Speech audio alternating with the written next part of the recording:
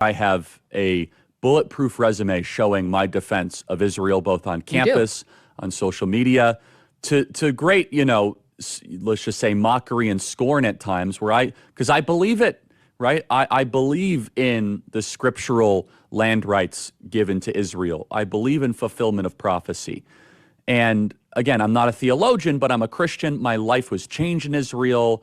The spiritual energy is so amazing there. I want them to win. I've said that repeatedly. Same. And however, Megan, you're hitting on something very potent and important. Now, let me first say, I don't want to judge an entire group because there's been many people in the pro-Israel world that have been very sweet, very kind, very nuanced, very Charlie, you're with us. You don't have to agree all the time. However, and I will say this, the behavior by a lot, both privately and publicly, are pushing people like you and me away. Not like we're going to be pro-Hamas, like we're going to, but we're like, honestly, the way you are treating me is so repulsive. I have text messages, Megan, calling me an anti-Semite. I am learning biblical Hebrew and writing a book on the Shabbat. I honor the Shabbat, literally the Jewish Sabbath. I visit Israel and fight for it. And there's another article out in the Times of Israel today. I could read it on air. I was just reading before I got on. Charlie, what are you doing? Like, what am I doing? I'm sorry. Like, let's just take a step back here. Like, I'm an American citizen. Yes, I want Israel to win. Yes, I'm a Christian. But like some of the mess, and you've seen how I've been treated, Megan, by some, not all, by some. No, it's very irritating. It's been almost so as if unfair. They were coming after you after Turning Point for, among other things, that you had Dave Smith there. Dave Smith is allowed to criticize Israel. You had both sides. The Israeli side was overrepresented. Though. No, you're not allowed to. It's even worse than that. Again, I just want to repeat for the fifth time. I love Israel. I want Israel to win. But my moral character is now being put into question, Megan. Not my decisions. Not like, hey, are you doing this? Is it smart or is it dumb? But no, I am a bad person if I do this. And I could go, you saw it, Megan. It was trending on Twitter, thousands of tweets and text messages. And if I were to be charitable and generous, I will say the people that are attacking me are in a hyper-paranoid state because they're at war, and war tends to make things black and white, and you're a hammer looking for a nail. So I'm trying to be charitable, Megan. Literally, I'm trying to cut as much slack as I can, right? Like, okay, what would it be like if all of a sudden I'm starting to see a pattern of behavior similar to what my grandparents saw in 1930s Germany online? How would I behave? So that's like my charitable kind of overcompensation spirit. At the same time, I'm like, but it's not defensible to be dumb, right? Yeah. So, and it's offensive. It's offensive to those of us who have been out there defending them in many instances against critics on our own side. And now you have a couple of comments like, well, what about this? Well, has it gone on too long? Like, is it time to wrap it up? And the thing about Epstein is just so bizarre. I don't know who he was an agent for. It might have been Israel or an asset, or it might have been nobody. Yeah. But we're allowed to speculate about that. It's there's some rule. You can't go there when it comes to Israel. Well, you and I believe that we're Americans and Americans first, period. End of story. We are citizens of this nation, okay? That's right. Israel, we have funded, we have supported, and they're up against a sea of Islamic totalitarianism, and we should be cheering for them, right? Because they're up against barbarians and monsters, and we want them to win. However, here is Megyn Kelly and Charlie Kirk combined, probably 30 million social media followers, like pretty, right? And you and I have been holding this down, and you probably get the negative, oh, you're just shilling for Israel, whatever. I'm like, okay, I'm going to do what's right regardless of the feedback, right? But then all of a sudden, like, I host a person that I moderate the debate of, mind you, right? And I give equal time to Josh Hammer, equal time to a pro-Israel advocate, and my moral character is being put into question. And so I think it's a hyper-paranoid, like, we're just going to try to, we're going to just stamp out everything type of practice, but it goes to the point where if, for example, if I have less ability sometimes online to criticize the Israeli government without backlash than actual Israelis do. And that's really, really weird, isn't it, Megan? That's not so right. Wrong-headed. I'll tell you this for me. So I got some blowback after saying Mossad possibilities with Epstein, a comment behind which I stand. I mean, I realize, and I've of course reported what Alan Dershowitz has said as his lawyer. He says, I think he would have told me. He didn't say he had any of those connections. I hear all that. That doesn't mean it's not true. I think all these things should be explored. It's one of the many things that should be explored around Epstein. But saying that, and also saying he might be a U.S. asset, et cetera, doesn't make you anti-Semitic. That's fucking crazy. And then we get to last week, I go on Piers Morgan, right? So I go on Piers Morgan last week, and I don't talk about Israel a lot in this show. I just like covering the day-to-day of a conflict like this is not my thing. It's not what we do here at the Megyn Kelly Show. We haven't done it for Ukraine. We haven't done it for Israel. We haven't done it for a lot of conflicts, but we'll talk about it when big things happen. So Piers talks about it a lot. Piers asked me, it was a very interesting kind of culture study. So he asked me about the photos of the starving children out of Gaza. And I said a couple of things, both of which got a fair amount of pickup. All right, so first, this is what I said about the photos. Listen to SOT 10. Well, I'm always reluctant to put too much stock in the images coming out of Gaza, that phrase, because they're manipulated and they're masters of propaganda and they're fine having their own children starve just as long as they can put them on camera and show them off to the world. That's Hamas. And frankly, it's a lot of Palestinians. So I'm very skeptical of taking those images at face value and saying it's Israel's fault. Okay, so that clip gets circulated I'm with you on that. a million times by my Israeli friends and my Jewish friends online. Like, go Megyn, yeah, okay, great, cool. Yeah, she's right on. Look at her, speak truth to Piers. And then Piers released as a separate clip my follow-up to that comment. Okay, and here's that. You're not allowed SOT any 11. nuance, Megyn. It's only tribalism. No, that's right. So here's SOT 11.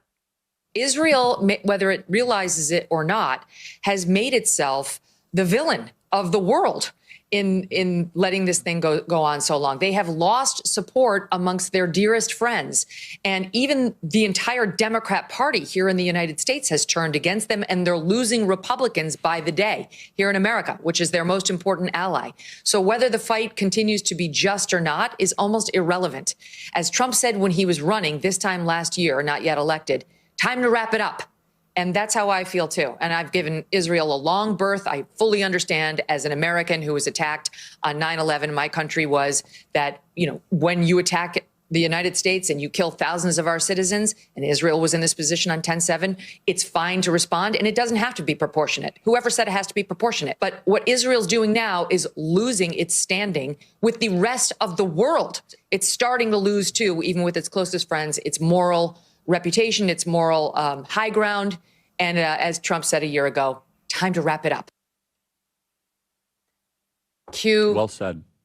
The 25 text messages from people I know, like friends who are pro-Israel, like, I'm so sad that you've left us. I'm so sad let's debate it. Many Jewish advocates saying, let me come on your show and we'll debate.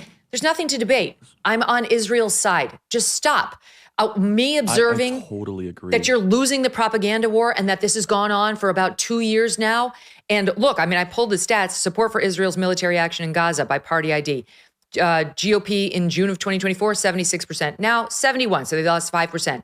Dems in October of 2023, 36%. Now it's at 8. Independents, October 2023, it was 47%. Now it's 25%.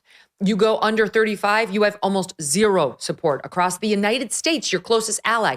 I see what's happening, and it's my job to comment honestly on it. But I am sick of being lectured on, like, you have to see it exactly as we see it and support everything, or you're against us. So this is so important, Megyn. And again, you cannot say everyone in the pro-Israel, and I don't say it, acts that way. But I got texts about you, Megyn, saying, yep, why is Megyn like doing the bidding of Hamas? I was like, what are you talking about? Megyn's the best. Like, what? Like, she's amazing. And I said, why are you texting me about Megyn? And I at that point, and so this is what they don't understand. You and I, Megyn, and Tucker is in the same category, and they've tried to go after Tucker. Yeah. Is that the more you attack our moral character, the more we're going to double down in a direction, because 100%. Screw you, I don't do it that way, okay? Right. Like, tell me I'm wrong. Cool. Tell me if I've got my facts wrong. By the way, on the Epstein thing, Naftali Bennett says he wasn't an Epstein agent. We have to be pursuers of truth. They've denied it. Fine. Let's keep digging. Okay, fine. But the thing that I think is being lost is, like, on some part of the population, you can scold them into silence, right?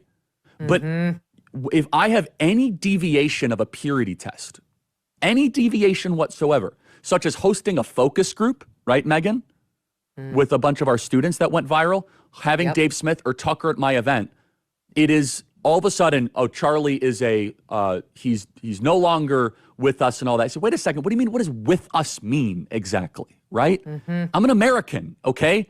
Like, I represent this country, and I don't even understand that paradigm. But Megan, I think you would agree with this. I want to make sure we really zero in on this. Personality types like you, myself, and Tucker, the more that you guys privately and publicly call our character into question, which is not isolated, right? Megan, it would be one thing if it was one text or two texts. It is dozens of texts. Yes. Then we start to say, hold the boat here. And to be fair, some of my really good Jewish friends are like, that's not all of us, it's all, but these are leaders too, though, right? These are stakeholders, right? And so, look, I'm afraid because, again, I want civilization to win. I want the West to win. I don't want the Islamo-fascist barbarians to storm the gates of Jerusalem. I want the holy sites protected. I believe in the Holy Land. I love that Jesus walked on water there and rose from the dead and preached in the Mount of Beatitudes. Like, I feel the connection to Israel. But at the same time, simultaneously, when the hostile reaction is that now Megan and Charlie are enemies, right? Boy, I'll tell you, like, you're not gonna, I wouldn't say lose, but you will weaken and just basically deflate two of your strongest advocates if that continues. Right. And to me, I laugh because it's like, I've been bullied by the best of them, the best, and it didn't work, and it's not going to work with them. The more you try to tell me I can't criticize Israel, the more likely I am to do it, to focus on exactly what you're doing, right? Like, what are you doing that you're so defensive? You don't own me. I don't take $1 of money from any Jewish affiliated group. That's never been what my show's model. I take, Cozy Earth is my sponsor. People like Genucel. Those are the people I take. And I probably would feel reluctant to criticize Genucel, which is a great product. So I probably wouldn't do it anyway. My point is simply, I have my honest opinions, which is why I had credibility for the 2 years I've been defending them, right? And I still have that credibility. And I don't need lectures from my friends who are more pro-Israel than I am, or who are just American Jewish people who are concerned about what's happening. I don't need lectures on my coverage, okay? I'll call it like I see it. And you have no right to come on this show and demand a debate with me because I've said something you disagree with. It's my show, and I'll decide the coverage we do here.